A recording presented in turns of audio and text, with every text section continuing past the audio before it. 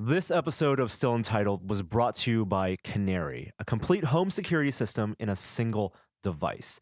When Canary detects something out of the ordinary, it sends an intelligent notification with HD video straight to your phone. Canary puts you in control during an emergency.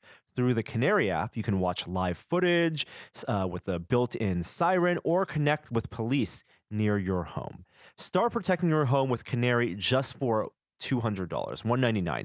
Go to meetcanary.com and use the promo code Untitled, like the name of this podcast, for free overnight shipping. Thanks to Canary for sponsoring this week's episode of Still Untitled, and on with the show. Welcome to Still Untitled, the Adam Savage Project. I'm Will. I am Adam. And I'm Norm. And we have a fourth guest here today. We do. Mr. Spacesuit Man. Mr. Spacesuit AL7, a Savage Apollo suit built by Mr. Nagata. Ryan Nagata. I am so into this suit. I'm going to be, come January, I'm going to work on some boots for it. Some of the exterior blue silicone boots. I want to make them from scratch. I took a bunch of pictures when I was at the Air and Space Museum, so I'll send them over to you. Oh, good. I need those pictures. I can Do you make have that any happen. size reference? I'll need some. Maybe. One of my favorite parts of we got to do a video about this. Yeah.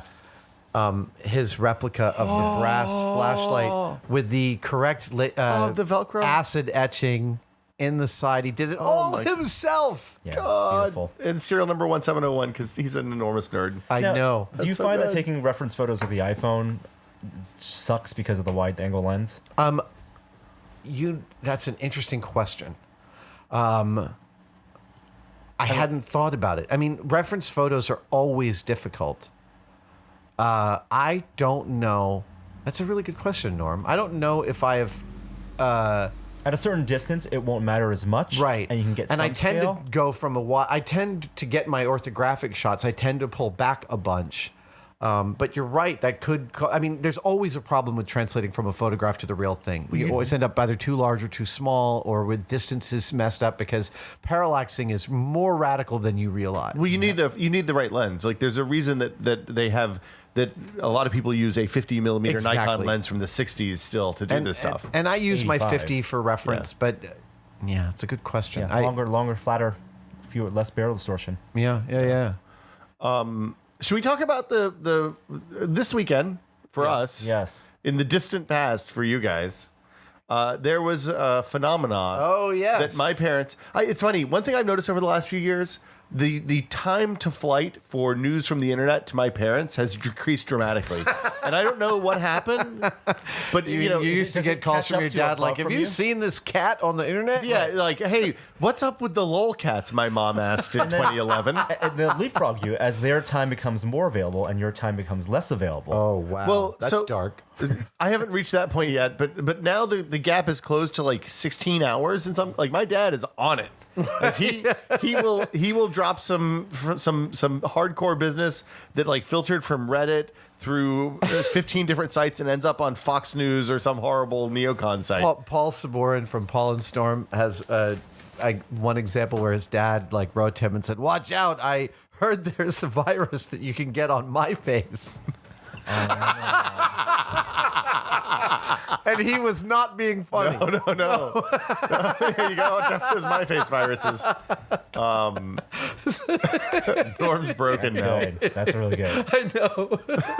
Oh, parents. Okay, they just don't understand. I was just going to quote DJ appreciate Jazzy that. Jeff and the Fresh Prince. Thank you for pulling back. So this past weekend, the internet went crazy over a sighting Of a UFO. of what and it was unidentified. It was and unidentified. flying, and it was an object. All these things are true. It was And- leaving quite an interesting tail, a large light moving across the sky. Yeah. So at this point, we all know it was a Trident missile test out of San Diego. Or that's what they want us to believe. And Wake Phil up, Knight, sheeple! the bad astronomer, was his live blogging throughout and explanations was fascinating because at the time before the government confirmed it, it was just speculation everywhere. So did you guys see it? What? No. I did not see it. I did not hold on. see it live. Before we go to this, I want to shout out to Phil Plait, because when some weird shit happens in the sky, the place you should go is the Bad Astronomer blog, because Phil is probably already on it and has explained it. And if he hasn't yet, then it's something really cool usually. Yeah, Phil is an amazing and wonderful man. He's a friend of Tested. He's a really good old friend of mine. He is a wonderful writer, blogger, internet celebrity, father, Smart husband, dude, smart goat dude farmer. all around. What's that? Goat farmer. Okay, I didn't think that's what I heard, but that's great. He has goats. I forgot that he has goats, but he does. I mean, right? nobody who has goats could possibly be bad. No. You know, my fear is that he's the person that Neil Stevenson is referencing. You in think he's Tav. Dub?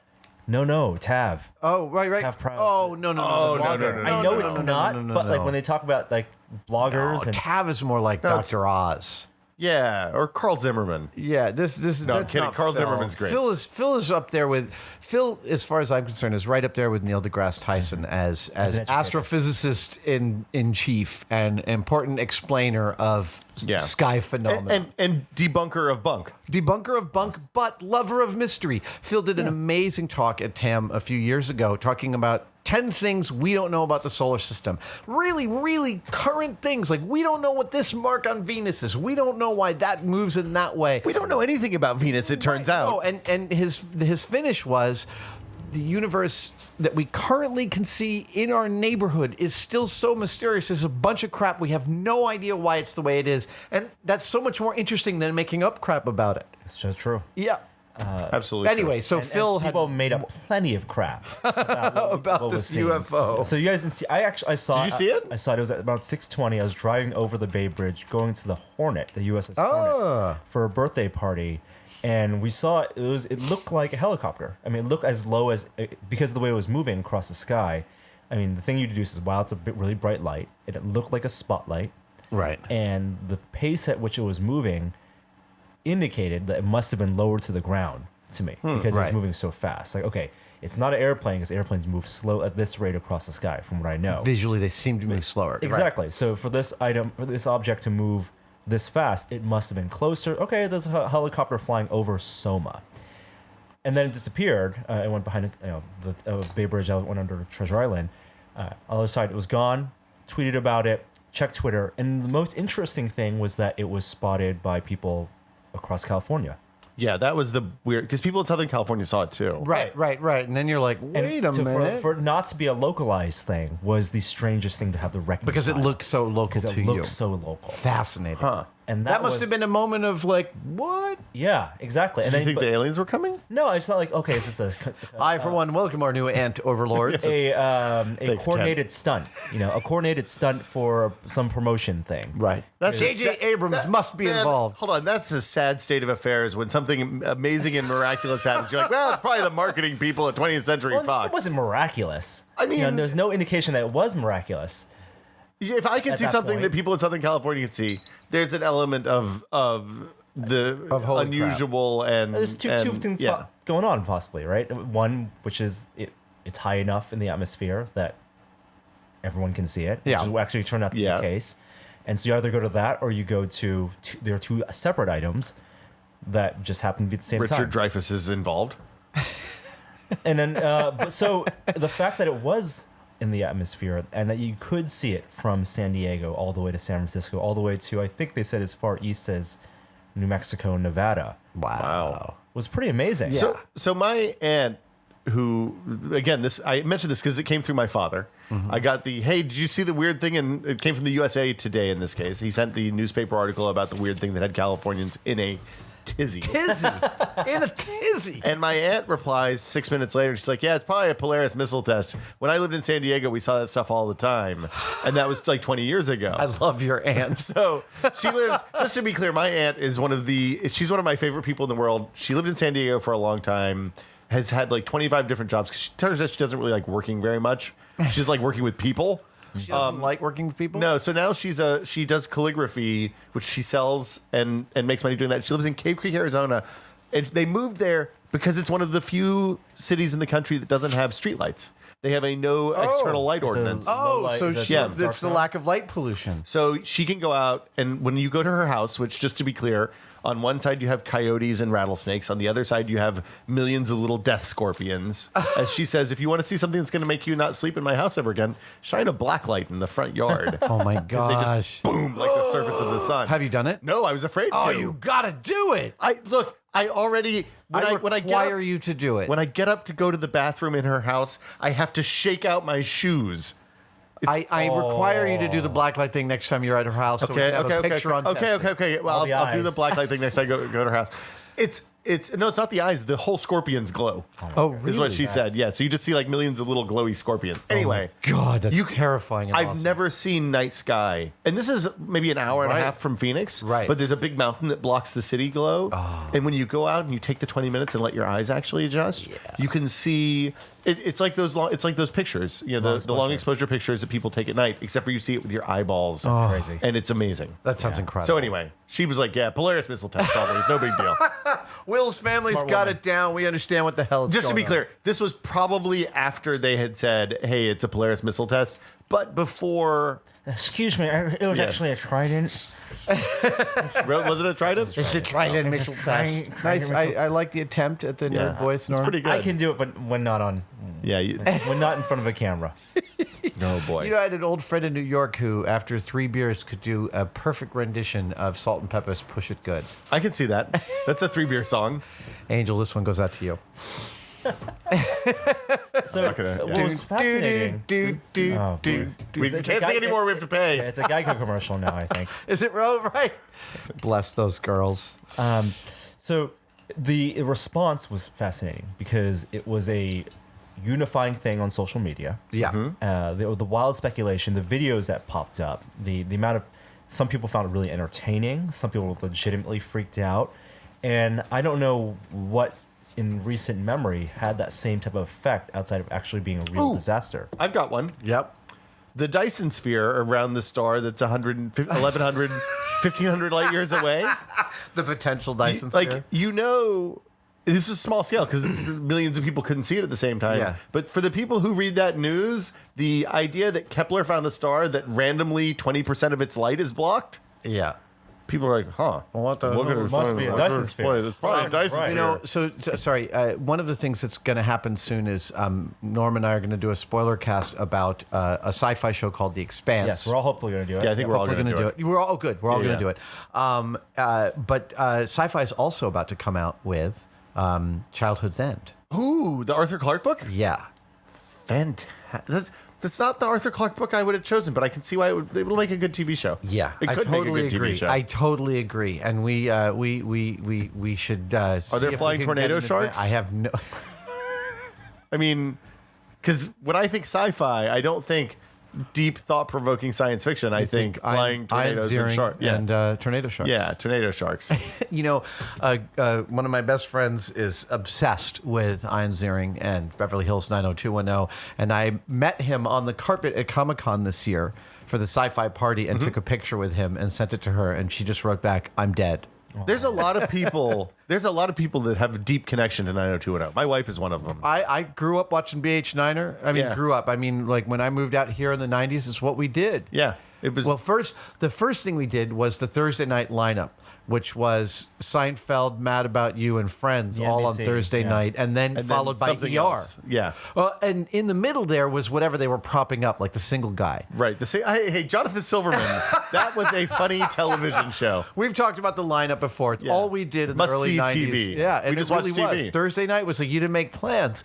But then, after that was BH9er. There was just tons of watching BH9er, Beverly Hills 90210. Oh, wow. We didn't call it that on the East Coast. Niner. BH9er. We just called it 90210. And then we watched Melrose too. Yeah. I watched a It ton was of the Darren Melrose. Star Power 2 hours. Absolutely, dude. That was important. Remember when she blew up the apartment building? That was amazing. Appointment. Remember the thing that if you're a kid now, you don't understand this because at that time, still a substantial like number of 5 people didn't have channels. cable. Yeah.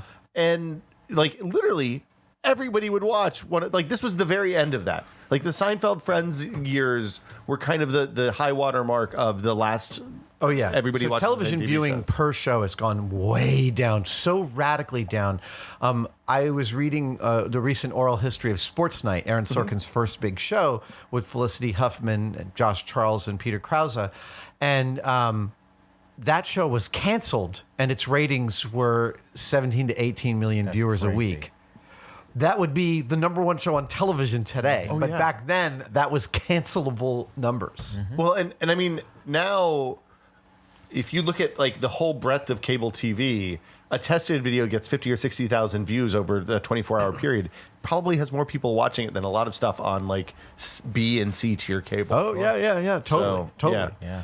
Well, I mean, another thing that people couldn't relate to, also tying it back to the phenomena. Yeah. A lot of people are talking about how if they grew up in the Cold War, it was a way different experience than how they when they You saw mean duck this. and cover?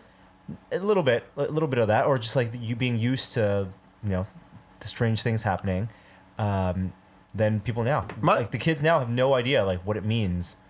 Well, yeah. I mean, and this is, I think, a universal feeling among older people that the reality is very different now than it was. And I mean, Will and I came of age when we were still doing nuclear fallout drills. We did running duck and into the covers, coat closet and getting on our hands and knees as if that would help in any way. We would all get in the hallway in the center building away from glass windows, and they'd duck and cover us, and we'd stay there for like 45 minutes sometimes. And then you hear that siren sound. I was doing that in second grade, which would be mid 70s. And it's just like people in California today. Kids in California have never experienced the big Early earthquake. 70s. Yeah, I haven't experienced the big earthquake. I remember I had earthquake drills as a kid. That was a big thing. Do they not still do that in elementary school? I don't know. I don't know. I mean, what are you supposed to do? I mean, everything I've ever. Did you guys ever test this? What we can't believe is that our two sons go to high schools in the Bay Area. I can't believe that they're not like getting constantly inculcated with global warming alarmism, like we were with Cold War alarmism.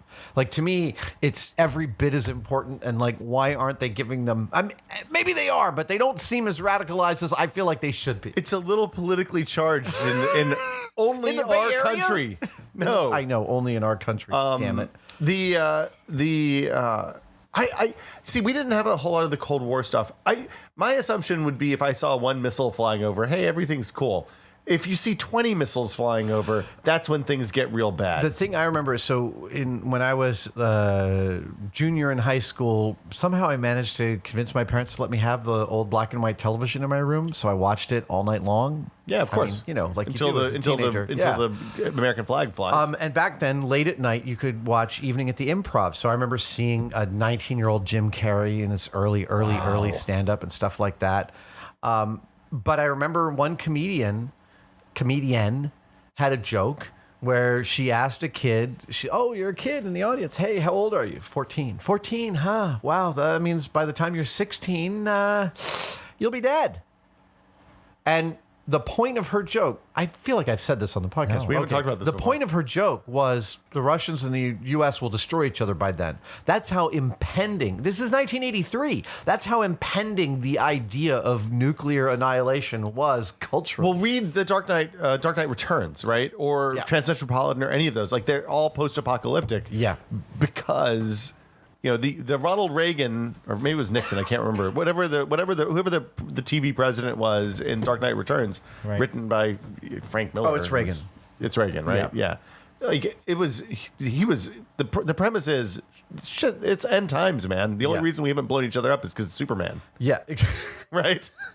It's not a good. You can see how we ended up in kind of a toxic post. We're still recovering from the hangover on that stuff in a lot of ways. And so back to this the UFO that turned out to be a Trident missile. Trident? Yes.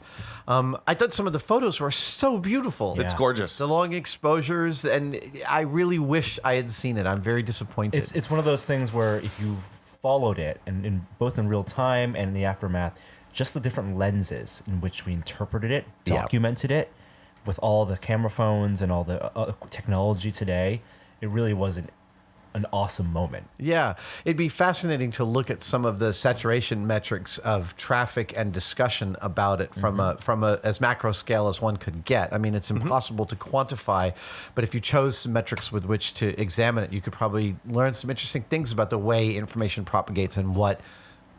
Well, they do that with earthquakes. And that was the Right. real government test. There you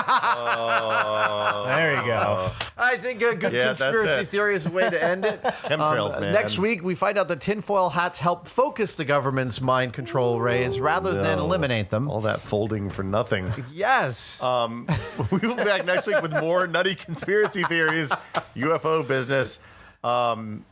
Wow, this is a weird podcast. Bye, guys. Oh, Adam, you're still on tour. I am still on tour. Maybe. MythbustersTour.com. Come out and see us. We finish on December 19th in San Francisco. I believe we may even have 2 shows in San Francisco, so there's extra opportunity to come see us. It's Jamie's last tour. Come on out. We're doing 32 cities in 36 days.